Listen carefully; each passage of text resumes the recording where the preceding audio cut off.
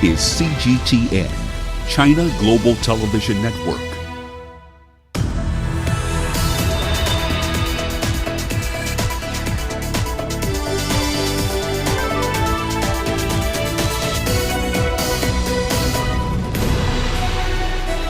Hello there and welcome to Global Business Africa. We'll be giving you insight into Africa's business and financial markets.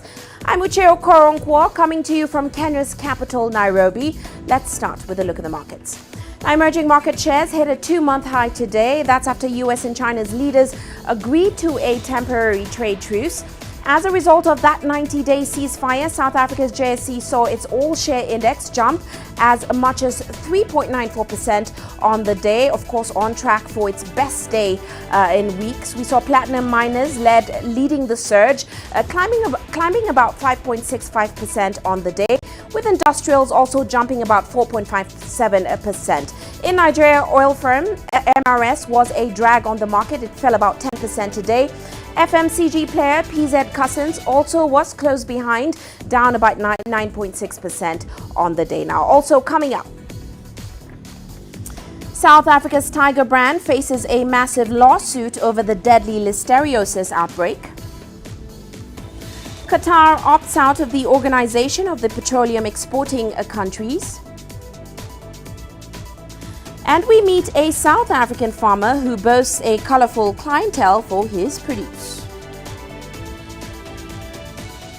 Well, let's start off in South Africa. Tiger Brands is facing a class action lawsuit in connection with a recent listeriosis outbreak in the country.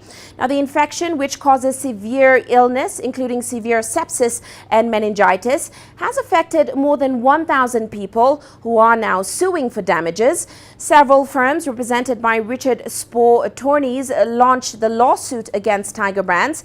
Its factory in Polokwane was identified as the source of the outbreak that led to the deaths of about 189 people. Now, according to the law firm's attorney, the company did not oppose the certification application, but that might change in the coming days.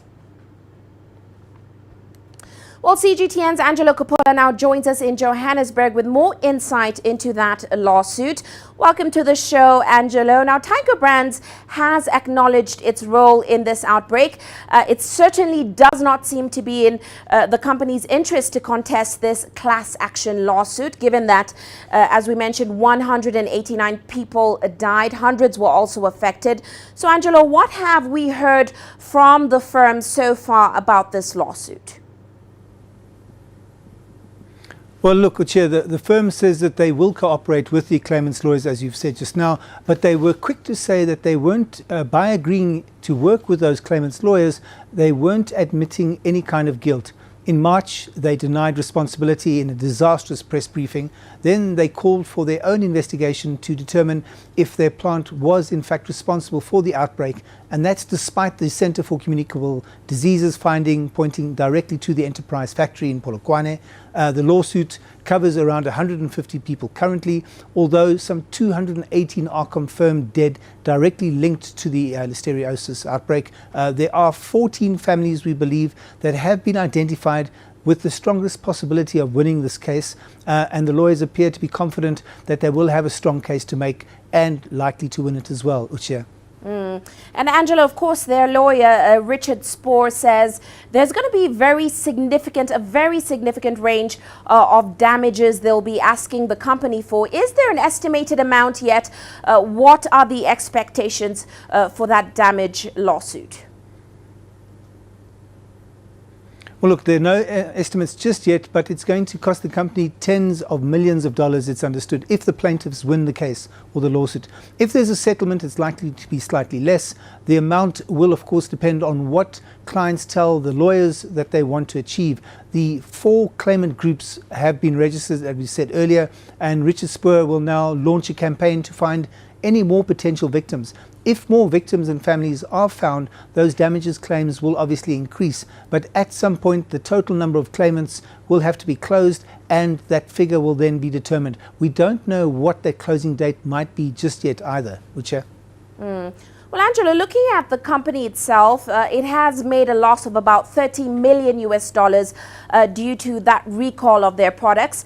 The firm has also closed about 2 factories on the back of that outbreak. Its stock shed more than a third of its value since the news.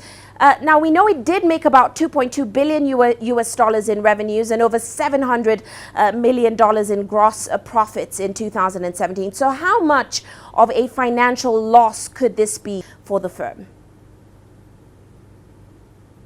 Well, look, it could be a serious blow to them. The different categories could see claims in the millions of dollars per person there, something that the company can ill afford.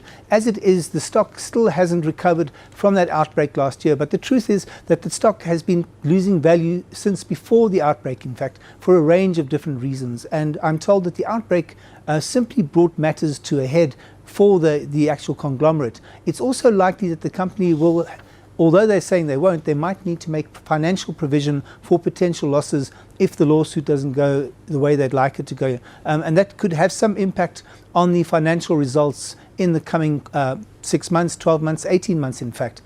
So there will be increased pressure on that balance sheet. The company has said that they've spoken to their lawyers and they appear to be covered by insurance for this kind of eventuality, but that obviously is going to be a debate that's going to happen later on down the line. They can't estimate their potential exposure right now, so they're not sure what they're going to need to provision. So it's too early to tell what the potential damage will be to the company, but it's going to be substantial if the evidence presented that the disease did in fact start at that Tiger Brands own plant in Polokwane, Uche. Well, Angela, what do you expect from this lawsuit going forward? Could we see this case settled out of court? Well, look, it's a tight case, I'm told. They want to file that's the lawyers want to file the case in January. They're hoping that the criminal process will start sometime in September, but the law has its own kind of timeline, so we're not sure when it's going to start. Whether it will be settled on the stairs of the court or not, that's unclear at this stage, and it also kind of depends on whether each side believes that they have a winning case or not. Ultimately, though, it's going to they're looking for financial closure. That's the families and the loved ones, and those are the ones who died and suffered because of this outbreak. If it gets to court, the two sides will likely fight tooth and nail for their clients, and that's going to be a long and protracted strike. Uche. Well, we'll certainly be watching. Many thanks, Angelo, for that update. Angelo Coppola joining us there in Johannesburg. Well, let's stay in the country now. The automotive industry has cautiously welcomed South Africa's decision to extend its automotive production and development program. Now, the program, which is a set of tax incentives for vehicle manufacturers, will be stretched until 2035. But there are a few changes that have been introduced to ensure increased localization as well as job creation. South Africa wants local component supply to reach about 60%. Here's Sumitra Naidu with more on the story. Vehicle manufacturers that want to qualify for tax incentives will need to increase their local component supply to 60%. They have until 2035 to do so, after which the Department of Trade and Industry will enforce stricter rules. We've gone through a very consultative process with our industry, with the unions, with the component manufacturers, and we have determined that we have a possibility of doubling our production of automotives, which would take us from 0.6% of total world output to 1% by 2035. We think that if we did that, we would double employment from about 110,000 to 224,000 people in both vehicles and components. South Africa's automotive industry makes a substantial contribution to the economy, adding 6.9% to GDP. The sector employs over 110,000 people. There's been ongoing foreign investment in the motor manufacturing industry. Before, there was a performance element around local content, but this is now a lot more direct in that the difference between vehicles sold in South Africa versus vehicles exported are taken away. All vehicles are treated the same, and you have to achieve a certain level of local content. And if you don't, then that support actually reduces. So right now as an industry, if we don't do anything, the new program will have a lower level of support than what the current program has. The department says the amendments were necessary as the current system allows for automotive manufacturers to enjoy import duty rebates calculated based on the value of production without taking content into account. The new volume assembly localization allowance will now take into account how much local content has been used in the production of vehicles before manufacturers qualify for the tax breaks. We're very firm that we think that the steps that government have taken as a result of our contribution and government's contribution to push the industry will deliver result in terms of job creation. We think that there is opportunities in the value chain where black companies can come in who could partner with workers. So as a union, we'll be engaging both government and business on these questions. It's an important step to transform the motor industry in South Africa, but some vehicle manufacturers may just find more attractive tax rebates in other countries. The government has warned that it will be closely monitoring the program to ensure that the performance is in line with requirements, failing which the appropriate interventions will be implemented. Sumitra Nadu, CGTN, Johannesburg, South Africa.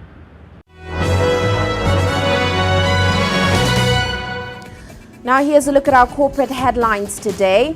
The DRC is investigating global mining firm Glencore for reportedly transporting radioactive material across the country before an alarm was raised. Now the probe comes after low levels of radioactivity were detected in nearly 1,500 metric tons of processed metal that arrived in South Africa.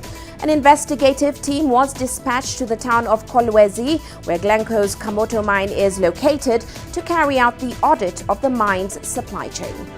An international auditing firm, KPMG, will be distributing the $3.4 million it earned in fees from Gupta-related entities.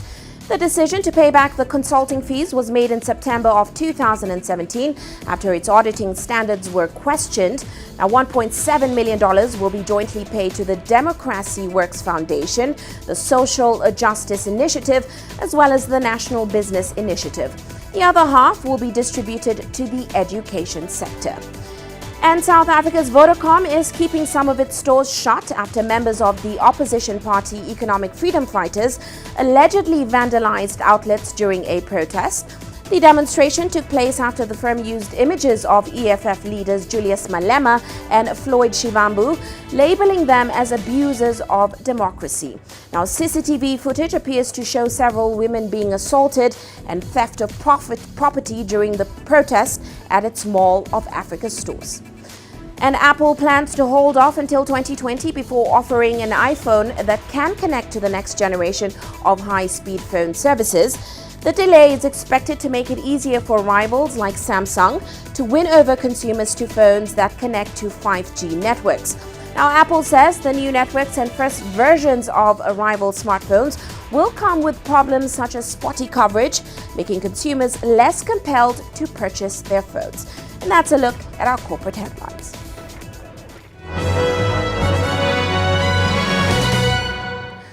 We're heading into a short break now, still to come.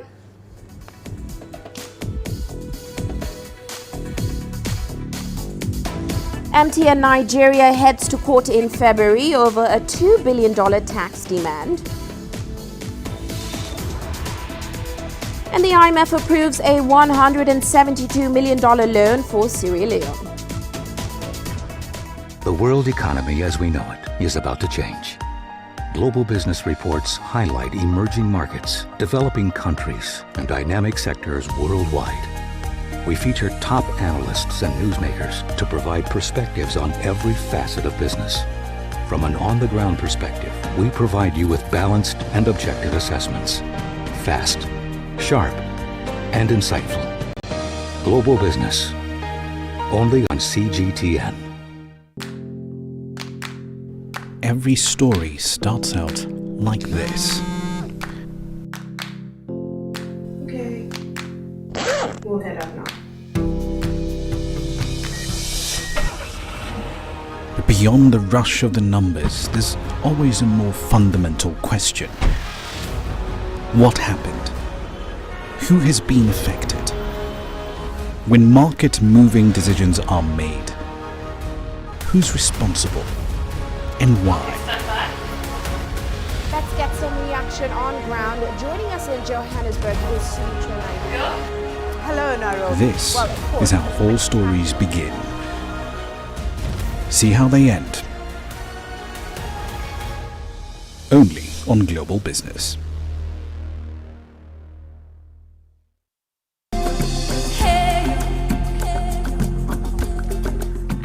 is my kind of city. That's because when I'm here, I feel like I'm back home in Lagos or Abidjan, which are two of the major cities I grew up in.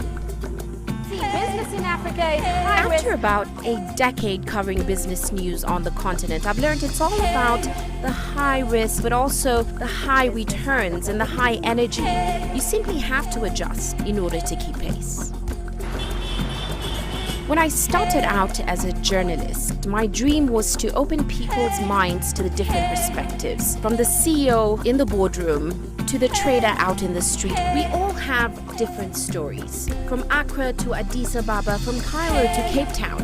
And I wouldn't have it any other way. Here at CGTN, we realize that Africa is on the move, and it's moving fast, but we're moving right along with it. I'm Uche Okoronkwo, and I'm a business anchor and reporter at CGTN.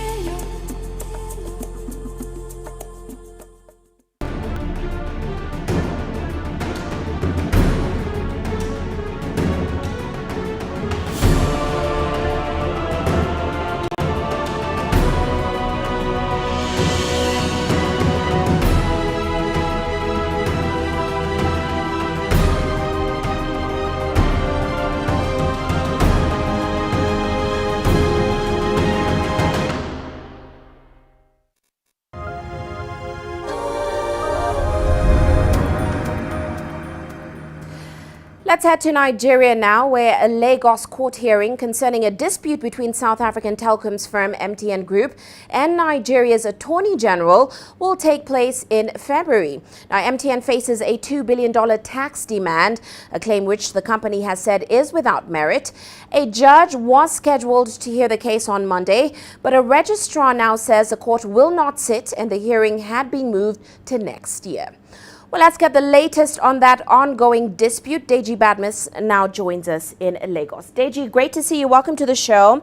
Now, of course, this is a separate hearing from that $8.1 billion, which MTN has been ordered to repatriate back to Nigeria. This case is actually between MTN and Nigeria's Attorney General regarding that alleged $2 billion unpaid tax bill. Now, MTN is challenging the legality of the Attorney General's assessment. What exactly are they asking for, Deji, and does MTN have a case?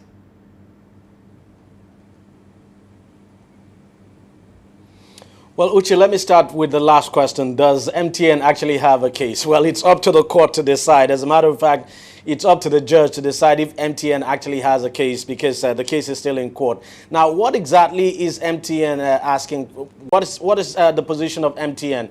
Well, basically, MTN says the Office of the Attorney General exceeded its powers now by making those demands. That's making the demands of over 2 billion naira now in unpaid taxes, because the contention of MTN now is that, look, it is not the responsibility of the Attorney General to collect taxes such as withholding taxes, value-added tax, and there's this other tax, import duties. Those responsibilities are for the Nigerian Customs Service and, of course, the Federal Inland Revenue. So that is the argument of MTN, and that is what the judge is expected to decide on. And then something else I have to tell you. Don't forget that apart from this case, there's also another case where MTN now is taking on the Central Bank of Nigeria. We know, of course, that both sides are meeting, and the latest we have on that case is that they are close to a resolution, but no announcement has been made yet at all as to what both sides have agreed on. But what we know is that they're trying to settle this matter out of court, but the court case itself comes up tomorrow. We have to wait and see what happens in court tomorrow, whether both parties will now come before the court and then tell the courts that they've been able to strike some kind of out-of-court settlement. So we're waiting to see what happens. But for now, nothing has come out from both parties. We're not hearing anything from the CBN, and we're definitely not hearing anything from MTN. And something else I must add, what is actually MTN's position in that case? Well, the MTN, I should say, took the central bank to court, asking the court to restrain the central bank now from acting, from collecting, asking MTN now to repatriate the $8.1 billion. And of course, the CBN filed a counter motion saying that the court lacks jurisdiction to hear the case. So by tomorrow, we'll find out what the position is, if the case will be going ahead or if an out-of-court settlement has actually been reached. Uche? Quite a tough time for MTN in Nigeria. Many thanks, Deji, for your insights. Of course, Deji Badmus joining us there in Lagos. Well, let's move on now. The International Monetary Fund has approved a new $172 million loan program for Sierra Leone. The loan will help the country combat its rising inflation and flat economic growth. The 43-month agreement follows a previous $240 million financing plan that was suspended in February this year. The IMF has reclassified Sierra Leone as a high risk for debt distress as a result of the economic slowdown. The nation's economic growth has declined from about 6.3% in 2016 to an estimated 3.75% this year. Meanwhile, the first edition of the Economic Forum on Investment and Business in Africa recently took place in Dakar. It offered a platform for foreign investors to explore partnership opportunities with African companies and other potential investors. While CGTN's Alexandria Majala brings us more on the event. Senegal recently held an economic forum on investment in Africa. The summit's aim was to promote collaboration and existing opportunities in the continent. It is also a platform for government representatives, investors, the private sector, and financial institutions from outside Africa to explore opportunities in the continent. This year's event was held under the theme Investment in Africa, Senegal Gateway to Markets. The forum held discussions around market access and women's economic empowerment and entrepreneurship. It has been possible to identify the potential of some women who have a cooperative to help women with housing. We thought about the work they do to set up a cooperative process between Senegal, Morocco and Luxembourg. African youth do not benefit from funding despite the potential they have. At the African Young Leaders Center, we encourage young African entrepreneurs based in Europe who have plans to invest in Senegal. Experts estimate the Chinese investment. The top country as far as investments in Africa go is China, and this is in all sectors of the economy. However, we see a lot of focus in raw materials, infrastructure and telecommunications. Several investors from Europe, the United States and India were also present. And the forum presented opportunities to scope out the challenges of investing in Africa. Mangoes, pineapples from Senegal or Cote d'Ivoire are the best in the world, but we don't have a good processing industry. Burkina Faso and Mali are the top 2 cotton producers in Africa, but unfortunately, we don't have good linen factories. To benefit from all those sectors with high potential, it's necessary to develop industries in Africa. Experts say the African Union is rapidly increasing its partnership with global, regional and leading country partners, while simultaneously developing and promoting strategic sector plans for inclusive and catalytic growth in important economic areas such as agriculture, construction, infrastructure, tourism and manufacturing. Alexandria Majala for CGTN. Now, Tunis recently hosted the Tunisia-China Business Council's annual event. The meeting brought together economic actors and officials from the two countries who discussed several investment projects and ways of strengthening economic ties. Now, authorities in Tunis assert that their country can take advantage from the ambitious Silk Road project, which of course has had a positive impact on Africa's economies. CGTN's Adnan Shaushi has more on the news. A delegation of Chinese businessmen representing 18 Chinese companies took part in the forum of the Tunisia-China Business Council, TCBC. The event was organized at the headquarters of the Tunisian Confederation of Industry, Trade and Handicrafts, UTICA. 120 Tunisian businessmen who are active in many sectors are attending the event to hold meetings with Chinese partners from leading companies which operate in China and the world. Working with Chinese enterprises has always been successful. The Chinese delegation was led by Liang Kungchan, chairman of the TCBC and vice president of the China Chamber of International Commerce. The Chinese delegation represents several business sectors including infrastructure and construction, mechanical and metallurgical industry, telecommunication, ICT, renewable energy, environment, as well as building materials. The company 4C, which built the largest bridge in the world, is part of this delegation.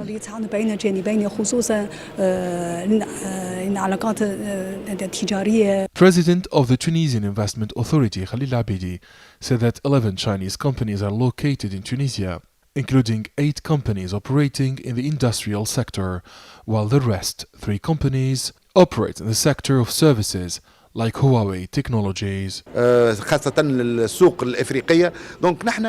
projects are currently being set up mainly in the areas of Chinese car assembly and infrastructure. Tunisia has joined the initiative of the new Silk Road project from China. This meeting is presented as the first step for the examination of the projects, which will be launched soon in Tunisia as part of a global African vision.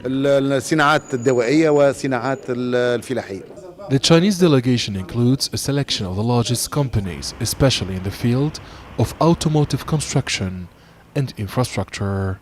The Tunisian Investment Authority announced that the North African state aims to become a platform for Chinese businessmen to reach Europe and Africa.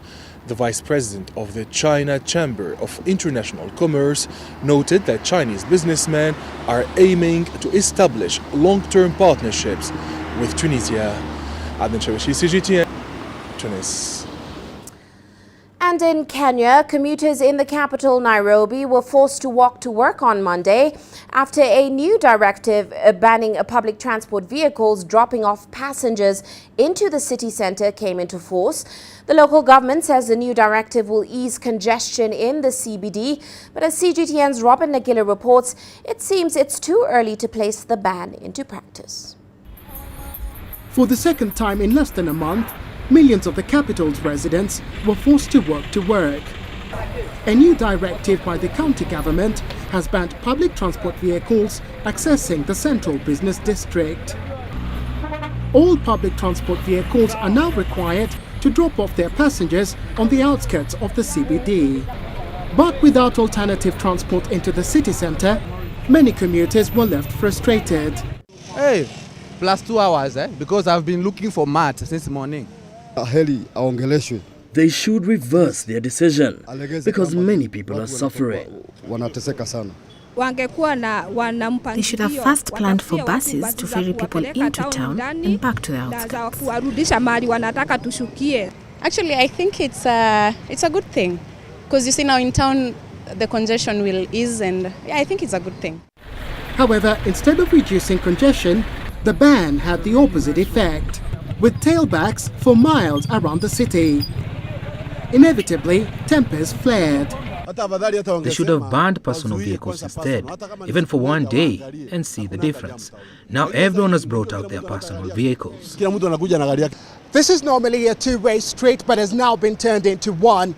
Now, the reason the traffic is such a mess, despite the ban on public transport into the central business district, is because the county government has yet to create enough parking spaces and bus termini for all these vehicles. Nairobi's governor has asked for patience and says the ban is a way of keeping residents fit. But the city's Senate representative has moved to court to block the ban. We have children, we have elderly, we have persons with disability, we have blind people. How do you just wake up and come up with such a rule without having provided alternative means, yet it is your county government that is supposed to provide for transport? Armed police were deployed at all entry points into the city. But unless a court revises the ban, Nairobi's commuters will have to walk to access the city centre. Robert Nagila, CGTN, Nairobi, Kenya. You're watching Global Business Africa. Let's take a short break now. Still coming up.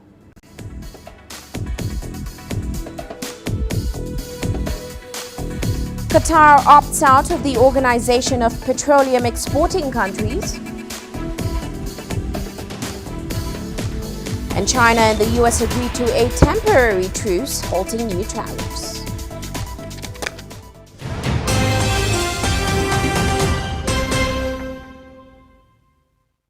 business in Africa is at a crossroads.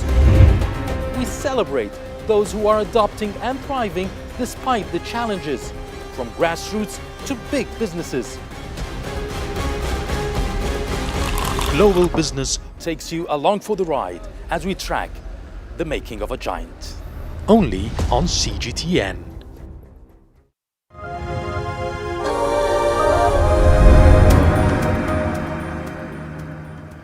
Now, Qatar has announced that it will leave OPEC next month after decades of membership in the oil cartel.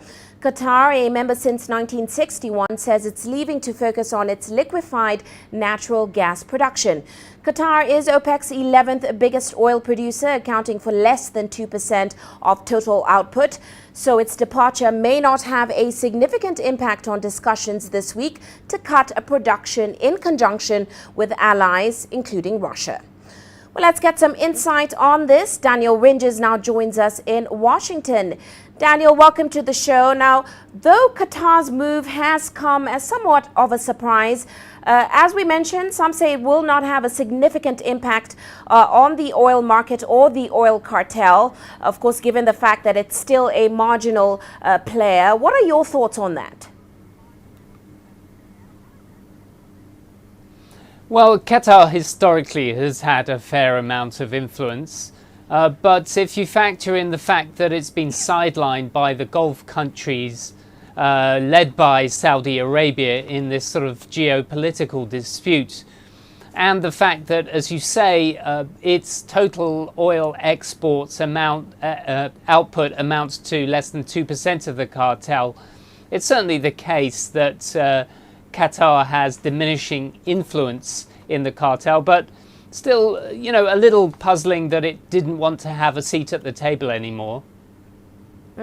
That's right. It actually says it's leaving to focus on its LNG production.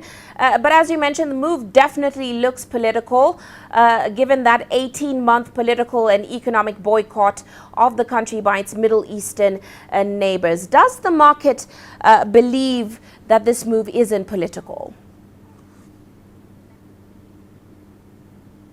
Well, I've been speaking to analysts like Wood Mackenzie, who suggests that actually what this may be is a telegraphing of a longer-term LNG strategy, that Qatar essentially wants to define itself as different and more global than many of the other Gulf countries.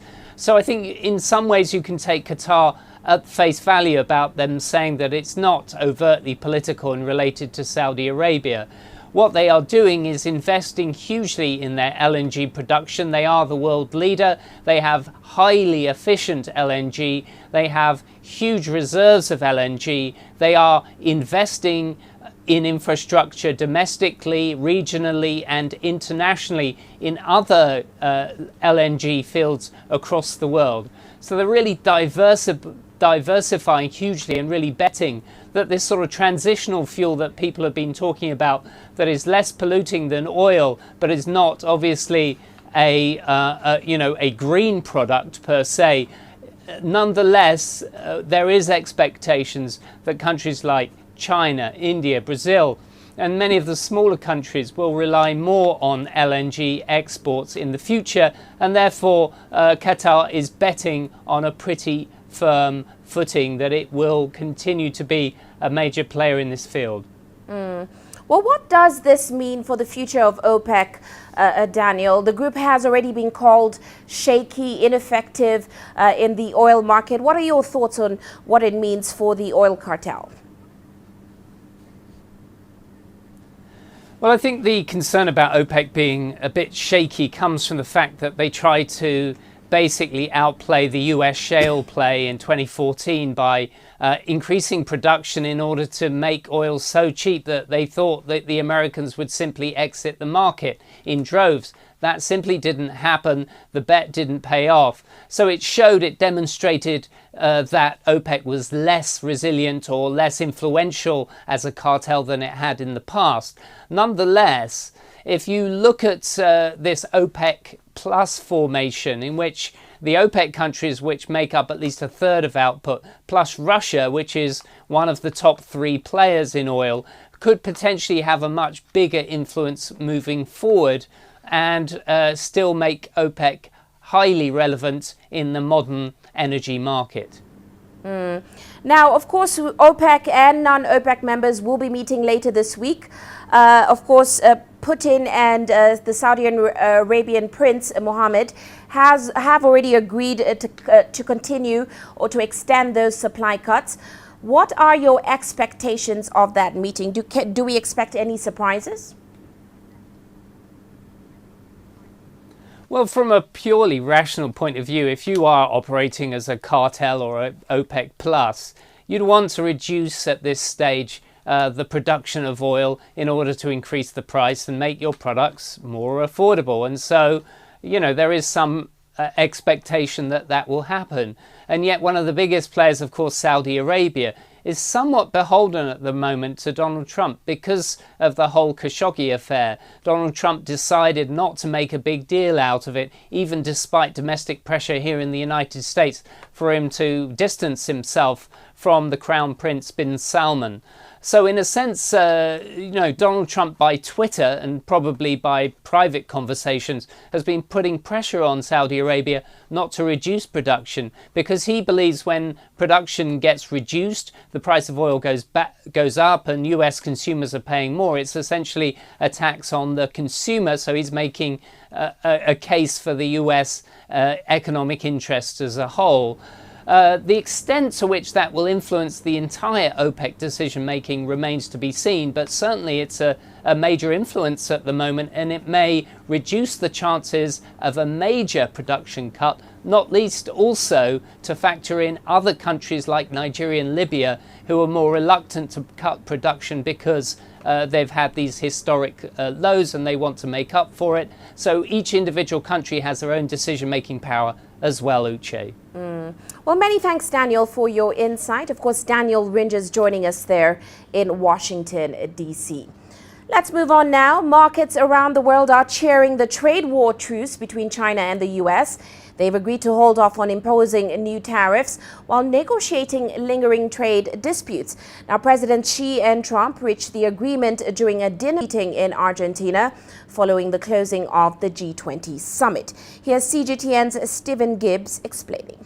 Most people are now sort of digesting what happened during that dinner. It was by both sides declared a great success. We even heard that there was applause from the room because both sides really did feel that this was a bit of a breakthrough. But the devil, of course, is in the detail. What they're saying now is there's been really a truce within the trade war. It's not totally off, but there have been some very significant concessions and agreements on both sides. The main thing really is that the threat that the US was sort of hanging over China, which was that tariffs would be increased substantially on January the 1st, that has been removed. There will be no substantial increase of tariffs for the next 90 days. Now, China has also said it will buy more goods from the US, including agricultural and industrial produce. That will play well amongst Trump supporters many of whom had been affected by this trade war. Now, also both agreed more generally to open up their markets. Again, that will be interesting to see what exactly that means, whether US companies are going to get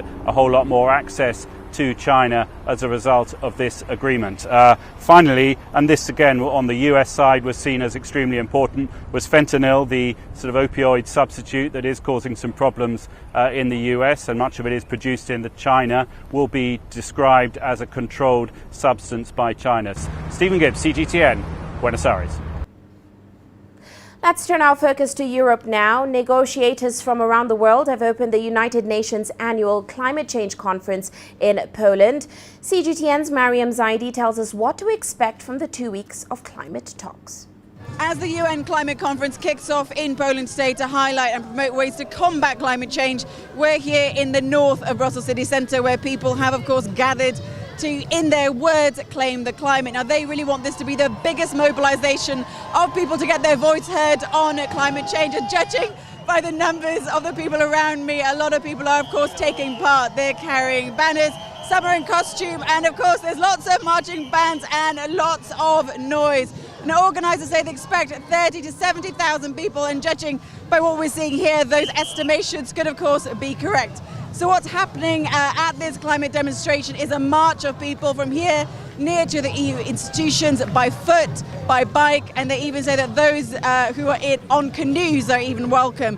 And today even the local transport is getting involved in going green. So if you're watching and in Belgium, you can even get a special green pass for the train that's only going to cost you €5. And for public transport, for metros, buses and trams, that transport is free all day. Now, the people organising the climate demo today say that there needs to be a stronger political will on fighting climate change, and it's in short supply in Belgium where emissions have been rising. Now, we know the EU Commission has also come out with a new 2050 vision. It's called A Clean Planet for All, and they want the EU to really lead the world in reaching climate neutrality by investing in green technology and changing up industrial, financial and research policies to really align themselves to that goal and that aim. And they want member states, of course, to submit their climate plans by the end of this year to get the ball rolling. But, you know, to reach that goal by 2050, which isn't, of course, so far away now, it really needs people to change the way they think and the way they live fast. Mariam Zaidi, CGTN, Brussels. And of course, we will be bringing you updates on that meeting. Let's shift focus now. Foodies are set to descend on a Bangkok restaurant, and that's after the French publishing company Michelin released the second edition of its closely watched guide. Now, with it, Chef Garima Arora's GAA in Bangkok is the first restaurant helmed by an Indian woman chef to be awarded the prestigious Michelin star. Our correspondent Dusita Sauko takes a look at how a Mumbai-born chef and her restaurant have become the toast of the world's culinary scene. Walking down the streets of Thailand's capital, the aroma of stir-frying chilies, garlic and basil, mixed with the thick humidity of Bangkok, is a combination that switches on the senses of food lovers who come here from all over the globe. This metropolis is deservedly famous for the cheap prices and authentic tastes found at such spots. But there's a foodie's paradise that stretches far beyond these plastic stools and exhaust fumes. In recent years, Bangkok has emerged as a hub for fine dining establishments, boasting world-class Thai restaurants alongside innovative new additions. And Michelin has taken notice. Fresh on the scene is Ga. Only 18 months old, set up by Mumbai-born Thai-based chef Garima Arora, Ga has received the honor of securing a proud place in the Michelin Guide Thailand 2019 with a maiden star. What's important to be noted here is that we started with the same team. To see them achieve this, I think they all understand the meaning of it, and they're just so much more motivated than they were before. While the team at Ga is basking in success, it's Garima Arora that is making the headlines as the first Indian female to helm a Michelin-starred restaurant. Her culinary trajectory has been the thing that most chefs dream of. In the last 10 years of her career, she has worked in some of the most creative and high-octane professional kitchens in the world. It's an often macho and highly competitive industry where women remain a tiny minority, holding less than 5% of Michelin stars globally. Men and women are different. I think a woman brings a very particular sense of sensibilities to any situation. To draw from that, plus my Indian heritage together, I think that is what gives Ga this amazing or unique experience. Her feminine touch is reflected in her food. Subtle, beautiful, precise, as Aurora and her team explore new ways to transform local ingredients into something more contemporary and cross-cultural. For the winners, the Michelin stars may be a start of a sweet journey. Michelin-ranked restaurants will generally see revenues rise 50 to 100%. And that is exactly what is happening here, as people come from all over the world just to try Aurora's culinary creations. This success is only just the beginning, as Thailand's food industry continues to grow, despite the country's unstable economy. Dusita Saogao, CGTN, Thailand. And in the United States, the Los Angeles Auto Show has returned to the LA Convention Center. More than 25,000 industry decision makers and influencers and more than 4,000 journalists have gathered for the annual show. Now, thousands of vehicles are on display, but increasingly the focus is moving away from the wheels and more to the brains driving them. Here's Phil Lavelle with more. Cars, Cars everywhere, except on Volvo's stand. A bit of art, a few fancy seats, some tablets, but not a single motor unveiled here this year. For Chinese-owned Volvo, 2019 is all about services and partnerships with companies like Amazon. Subscriptions too.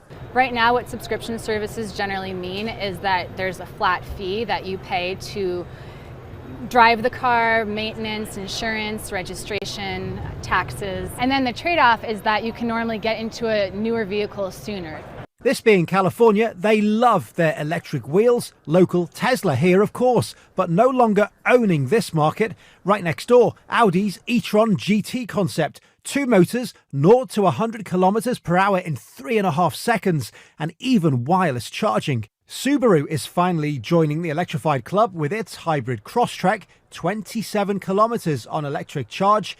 Autonomy also the name of the game here. BMW very happy with its Vision iNext concept. And in the driving seat of the future, China's Byton. Gesture controls, voice commands, a massive screen and facial recognition. The future? Try the present. It's becoming reality very soon. I think that now as cars are becoming more of computers on wheels, there's more of a tendency to want to be associated with a tech focus rather than a traditional automotive show. As this industry moves up a gear on its exciting journey. Optimism is a feeling, it is a theme that you get here, and that is largely because of autonomous vehicles. He was just talking about them then, because this is a technology that has been brewing for a number of years, but it's always felt far away, distant in the future. That dominates the space. This is a new world. This is a blank page, and everybody here can have a part to play in it. Well, on that note, let's shift focus and take a look at how commodities performed today. Oil prices jumped more than 5%, with Brent crude climbing 4% to above $60 a barrel. That's ahead of an OPEC meeting this week that is expected to agree to cut supply. Meanwhile, gold prices climbed to a near one-month high after US and China agreed to a temporary truce. Of course, traders are saying the appeal of US dollars as a safe haven is softening, and that leads to a rising gold price. Well, let's head into a quick break now. Still to come.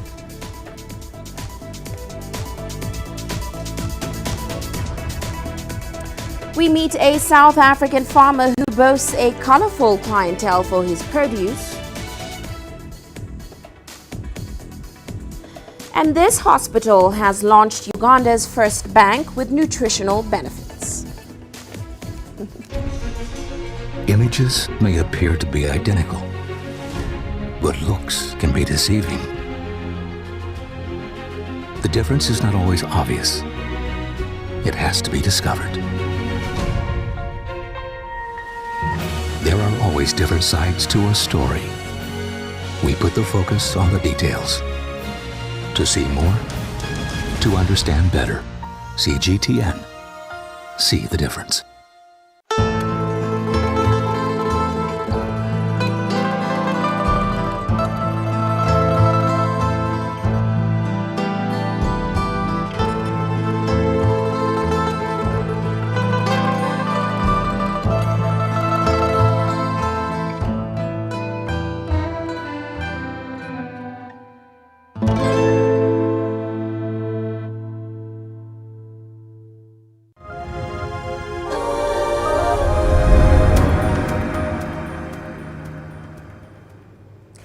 To South Africa now, Jimmy Botha, a black South African farmer, is exactly what the government is foreseeing when it talks of empowering black people in the country.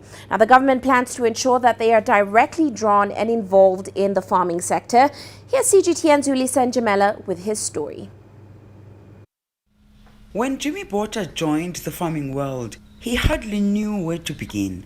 Botha tells us that he was born to be a man of the soil, but it took him half a lifetime to sink his roots into what he truly loves. Botha is a kale and spinach farmer. Before this enterprise, he ran his own telecommunications company. The business failed, and the idea of farming, a long-held dream of his, began to hold more appeal. He then met an American property developer who was in South Africa looking to invest in land. The two entered into a partnership. At the time, the infrastructure of the farm was extremely poor. So I came here and I looked at this place. It was just a burned piece of land and I thought, out of desperation, I just said, well, I'll do it. Well, there's a house, there's water, there's electricity, and there's 4 people living here as well, old farm workers. So I took on the offer and we started. His willingness and determination paid off. From the onset I came here and I thought to myself, people come into industries and into operations with that excitement, and they will maybe say one thing now, and as soon as they see things go good or bad, then they change the status quo. They change about how they think. But I was very consistent with this. Botha plants the herbs all year round, with the exception of the basil. Basil is sensitive to cold, so he doesn't cultivate it in winter. Botha is now one of the suppliers to one of the leading retail companies in South Africa, Woolworths. He also supplies his products to a number of fruit and veg stores around Gauteng.